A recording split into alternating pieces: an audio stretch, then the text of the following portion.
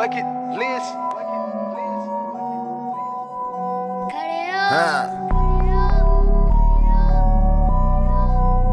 Scooch. Ce soir, je me promène à pied à la tombée du jour, dans le village indigène à Bandiagara. Au loin, une immense lueur, comme Paris vu des hauteurs du Vexin ou de Saint-Cloud. Ce n'est qu'un feu de brousse. Sur mon passage, les indigènes se lèvent avec déférence, ôtent leur chéchia, saluent. Les enfants disent « Bonsoir monsieur, bonsoir madame » avec l'accent fouchtra. Jamais ils ne quêtent un penny, pas de mendiants, pas de misère humaine. Il y a vraiment dans notre civilisation coloniale africaine une harmonieuse entente entre deux races, que je n'ai jamais rencontrée ailleurs. Certes, les indigènes sont astreints à l'impôt, mais qu'est-ce qu'en regard des contributions forcées des anciens tyrans, des razzias, des massacres collectifs, des exécutions en masse de jadis? Partout des débouchés assurés au commerce indigène, des routes, une justice équitable. Le noir aime la justice et la justice française lui convient, car n'étant pas appliquée à la lettre, déformée par des hommes de loi, mais rendue humainement par des chefs compréhensifs et équitables, elle est supérieure aux procédures sommaires qu'elle a remplacées. Le caractère original de notre civilisation française coloniale, surtout au Soudan, c'est justement l'absence de colonisation. L'administration encadre la masse indigène, la protège sans l'exploiter, comme a si facilement tendance à le faire le commerce privé, tout à la recherche d'un bénéfice immédiat. Et le noir, qui enverrait promener un particulier, respecte ce maître anonyme, invisible qu'est l'État, qui s'est substitué à ses anciens chefs. La France est amenée à coloniser, non par des raisons de peuplement ou de commerce, mais par un besoin atavique d'expansion, par des réflexes civilisateurs. Témoins ces bons hommes comme Jules Ferry, que rien n'incitait à regarder au-dessus de nos frontières, ni les goûts d'aventure, ni la curiosité, ni l'appât du lucre, et qui cependant, poussés par cette fatalité, nous ont ouvert des mondes. Nos administrateurs sont un peu comme ces jésuites du Paraguay qui sortirent de leur misère les Indiens guaranis. Lorsque les jésuites eurent cédé la place à des particuliers avides, les Indiens retournèrent à leur néant. Ce qui est beau en Afrique, ce sont les espaces vides, l'air qu'il y a entre les gens. Quelle différence avec l'Asie. L'hectare ici ne vaut pas 10 sous. Végétation pareille à des poils de blaireau, savane en tapis brosse. Le balafon est un instrument de musique fait de bois dur juxtaposé, monté sur des calebasses qui servent de caisse de résonance. Aussi, les sonores et fragiles ponts de bois sont-ils appelés des ponts balafons. Depuis que je suis rentré en France, je ne peux passer à côté d'un puits sans penser à ce que ce mot magique a représenté pour nous en Afrique, et représente chaque jour pour les habitants du désert. Un puits.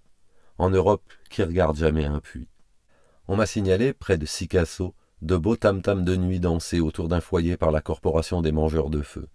Ces danseurs ne touchent au feu qu'au bout de 2 heures, quand ils sont bien en sueur. Alors ils se roulent dans la braise, sans se brûler. Ce soir, j'entends des tambours. L'un est à son élevé, l'autre à son bas et large. On dirait que les âmes des bêtes dont la peau est tendue sur ces cerceaux renaissent et appellent. Je ne sais si le casque prévient les insolations, mais certainement en auto il vous sauve la vie, car l'on bondit tellement lorsque la route est mauvaise que sans le casque, on irait s'ouvrir le crâne contre les arceaux de la capote. Partis à 6 heures du matin de Bandiagara, nous montons parmi des rochers dans lesquels se cachent des villages, déjà très différents de ceux que nous venons de quitter, villages fortifiés de tours coiffées de paille, qui sont des greniers à 1000. 1 heure plus tard, nous arrivons aux falaises. Le paysage s'effondre soudain à nos pieds. La route limite et disparaît dans le vide. 300 ou 400 mètres en dessous, à pic, c'est la plaine de la Haute-Volta qui commence. Ces falaises sont d'imposantes masses de latérite rouge, stratifiées, hauts pitons encombrés, déboulis à leur base.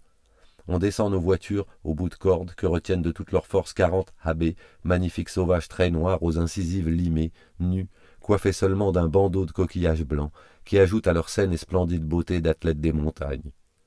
Fuyant devant les invasions des peuls puis des tout-couleurs, les gens d'ici ont gagné ces repères, hier encore inaccessibles. Ceux qui portent nos bagages sur la tête bondissent par des chemins de traverse en faisant des sauts de 2 mètres de rocher en rocher, pieds nus, sans jamais se blesser, et en manifestant leur joie par des cris terribles. Nous descendons de notre mieux, les uns à pied, les autres en hamac. Quelques baobabs squelettiques, décharnés, semblables à des arbres de corail noir, égaient cette entrée de l'enfer. Des familles de gros singes noirs habitent leurs branches, qu'ils alourdissent comme des fruits. 300 kilomètres jusqu'à Ouagadougou, le centre de la Haute-Volta, où nous arrivons à la nuit, épuisés de fatigue et de chaleur. Avant le déjeuner, à Wayugouya, où nous fîmes étape, je suis allé voir le Naba. C'est le roi du pays Mossi Nord. Ce Naba est en rivalité avec son confrère du Sud, le Moro Naba, roi de Ouagadougou. Sans nous, ces tyrannos auraient vidé depuis longtemps leur querelle par les armes. Celui-ci ne parle pas français. Il est magnifique. Vrai sarrasin de légende, haut de 2 mètres, drapé dans une belle robe de soie blanche, tout enturbané de blanc, portant avec une agressive dignité un ventre énorme, une dizaine de gros sachets magiques rouges pendus autour du cou. On le dit riche, et il reçoit très poliment mes dons avec un parfait mépris. Derrière lui, son cheval blanc est lui aussi cravaté d'amulettes. J'assiste à un tam-tam de danseurs masqués qui sont venus lui faire escorte.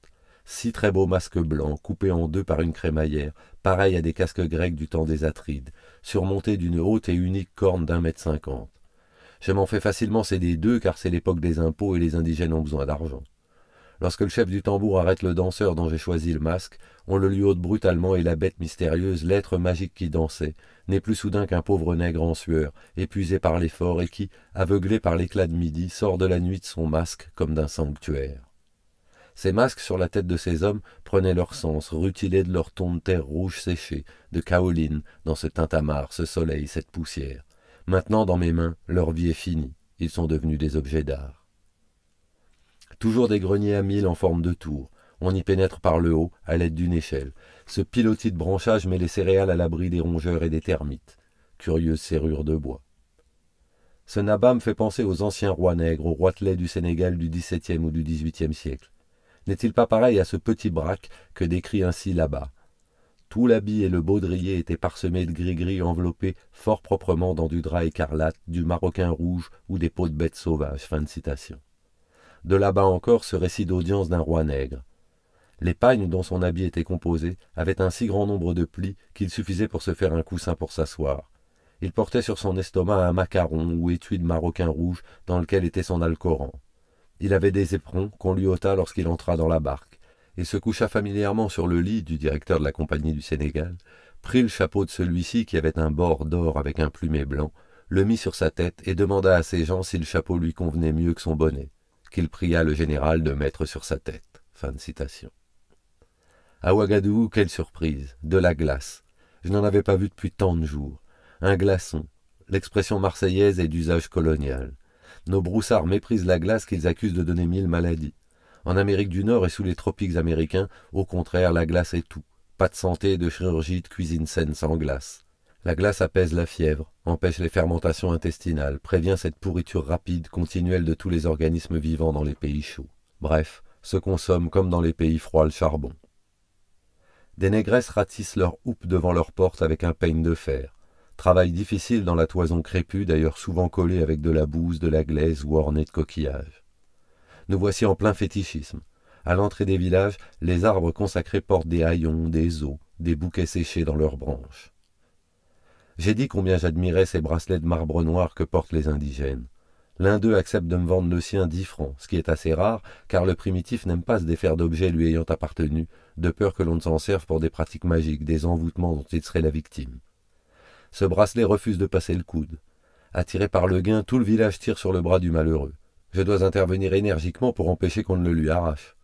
Je donne tout de même les 10 francs et repars au milieu des acclamations d'une foule transportée par ce trait de magnificence. À F, l'eau est si chère qu'à table, c'est avec une satisfaction évidente que la maîtresse de maison me voit prendre du vin pur. L'ouvrage de Lévi-Brûle sur la mentalité primitive m'a été extrêmement utile dans mes rapports avec les Noirs. Grâce à lui, je les ai compris mieux et plus vite. Que de malentendus évités, que de temps gagné, que de sang épargné, si l'on faisait lire ce livre à tous ceux qui débutent aux colonies. Nous quittons Ouagadougou. Prendre bagage. Lorsque je pars, ce n'est pas un garçon d'hôtel qui pénètre dans ma chambre, mais la corvée des prisonniers. C'est un moment que j'aime par-dessus tout. Ils entrent à la queue leu-leu, immenses, nus ou en haillons, traînant la plante de leurs pieds plats, indifférents, royaux. Chacun met un colis sur sa tête en se précipitant pour s'emparer du moins lourd, même si c'est une boîte de bonbons, une bobine de film ou un verre de lampe. À certains indigènes qui transportaient de la terre, on a essayé d'apprendre l'usage de la brouette. Ce fut peine perdue. Ils mettaient sur leur tête la brouette pleine de terre. On trouve chez les Mossi un culte du soleil assez analogue, me semble-t-il, au culte aztèque. Le fond des croyances est le même partout. Je ne sais qui a dit très justement qu'un contemporain d'Ulysse ne serait nullement choqué par les rites funéraires nègres. Hier, à Ouagadougou, j'ai été rendre visite au Moro Naba, le roi de tout le pays Mossi. Il règne sur 2 à 3 millions de sujets et ses ancêtres furent en rapport avec les Portugais. M. Delafosse a même pu établir la chronologie des rois Mossi jusqu'à l'an 1000. Le roi m'attend sur la porte de son palais, entouré de sa cour. Il est obèse, une vraie outre noire, grasse, l'air sensuel, féroce et malin. Barbiche joue énorme. C'est bien le dernier roi nègre, celui de mes livres d'étrennes. Il porte une couronne d'or, une robe de velours violet sous-tachée d'or, et rafraîchit ses lourdes lèvres violacées d'une petite langue de carmin qui égaye de sa couleur tout le visage. Il me présente ses ministres, ses scribes, ses eunuques, ses pages, très beaux et vêtus de robes, coiffés en cimier, comme des femmes, comme elles guettrées de jambières de cuivre de 20 centimètres de haut, parées de lourds anneaux de cuivre rose, d'une tonalité merveilleuse sur la peau nue. Des musiciens frappent de gros et petits tambours et soulignent avec de la musique les paroles de bienvenue que m'adresse le roi. Il m'emmène dans la salle d'audience, vaste grange en torchis surélevé de 3 marches, et s'assied sur son trône, fait d'un tapis de cuir et de coussins de cuir. Au mur, 2 affiches du Veldiv et des suppléments de l'Illustration, représentant quelques-uns de nos chefs militaires et la tour Eiffel. Je m'assieds sur un fauteuil en face de lui. Le roi assez mignon à ses pieds. Derrière moi les ministres, puis les musiciens, leurs tambours entre les genoux. Derrière encore, debout, les serviteurs. Enfin, par les fenêtres ouvertes, le peuple aux têtes pressées, aux yeux curieux, assiste à la cérémonie. Ces petits cours nègres font penser aux cours provinciales de Hue ou de Phnom Penh, de tradition chinoise, avec leur même hiérarchie de fonctionnaires. Le chef de la terre qui sacrifie aux montagnes, le chef des tambours, celui de la cavalerie, celui des sorciers, le chef des couteaux, chargé de confisquer les armes des visiteurs comme au bal musette, le chef des coussins, le chef du feu. J'offre au Moronaba un bracelet d'émeraude acheté à Paris dans une de ces boutiques de bijoux faux à tout pour 100 francs, qui doit le fasciner car contrairement au cérémonial qui veut que le souverain affecte de ne pas regarder les présents qu'on lui fait, il tourne et retourne mon bracelet. Il veut le passer à son poignet et le trouve trop petit, alors il l'essaye en pendentif. Les ministres, en remerciement, me font le grand salut aussi, tapant plusieurs fois la terre de leur tête en même temps que de leurs 2 poings fermés. Le tyran a 250 femmes que je n'ai pas vues. Mais par contre j'ai vu son lit, édifice aux airs puissants, construit pour pouvoir le contenir tout entier sans plier. Les Mossis disent de lui, le lit, c'est le mort qui porte le vivant. Le roi m'a montré également son armoire à glace, pièce principale du mobilier, dont le miroir ne doit refléter que son image, toujours pour des raisons magiques, et qu'il recouvre avec des étoffes après s'en être servi. Arnaud, en littérature Robert Rondeau, administrateur de Ouagadougou, à qui je vais faire une visite, l'auteur des Terrasses de Tombouctou et de bien d'autres curieux romans coloniaux, m'assure que le Moronaba est le descendant d'une puissante dynastie qui régna jadis jusqu'à Tombouctou. Il y a un vrai cérémonial de cour avec emploi de couleurs symboliques, sacrifices, enterrements rituels, etc. À son avènement, le nouveau souverain crève toutes les peaux de tambour en usage sous son prédécesseur et en fait poser d'autres. Le Moronaba n'a pas la permission de sortir de Ouagadougou. Une seule fois, on l'a emmené à Dakar, au Conseil des colonies. Devant la mer verte, le roi a cru à du peppermint, il a voulu la goûter. Lorsqu'il est revenu en pays Mossi, son peuple, qu'il avait cru mort, l'a porté en triomphe. Le Naba, me dit Arnaud, foulait aux pieds les cadeaux, les étoffes jetées à terre sur son passage et les dîmes de toutes sortes. Je terminai l'audience après une conversation banale, ralentie encore par l'interprète. Mon interlocuteur ne s'égaya qu'au nom du comte de Lavaux, qui m'avait chargé de le rappeler à son souvenir. Il n'avait pas oublié l'homme qui vole, qui vint ici, il y a 2 ans, sur son oiseau. Le roi m'offrit 2 chèvres, présent que je fus obligé d'accepter avec enthousiasme, en l'assurant que le bruit de sa générosité se répandrait jusqu'à Paris. Heureux surtout d'avoir échappé à sa bière de 1000, dont le protocole l'oblige à vider des pots toutes les 10 minutes, ce qui l'engraisse comme un porc et lui donne la goutte. Je remonte en auto après avoir demandé à mon hôte la permission de le photographier. « Pourquoi ne m'envoie-t-on jamais les photos que l'on fait de moi ?» demande-t-il. Les pages très gracieux s'inclinent à terre. Jadis, quand le roi allait à la guerre, il emmenait ses pages mais jamais ses épouses. Arnaud m'assure qu'il ne faut pas penser à mal. Sous un régime féodal, ces éphèbes n'ont aucun statut jusqu'à ce que le roi les marie. Pour témoigner qu'ils ne sont civilement rien, on les habille en femmes. Je revois l'extraordinaire cour nègre de Talou VII, empereur de Ponukele, roi du Drelekhof dans Impression d'Afrique de Raymond Roussel. Ici, avant notre occupation, comme au Dahomey, comme aux Indes, comme au Siam, on sacrifiait à la mort du monarque toute sa suite, afin qu'il ne fût pas privé de domestiques et de femmes dans l'autre vie. L'usage des massacres hiératiques est caractéristique des races mélaniennes, coutume qui se retrouve dans le monde entier, en Océanie comme au Mexique. Les récentes fouilles dures, en Chaldée, révèlent les mêmes holocaustes autour de la dépouille des rois déifiés.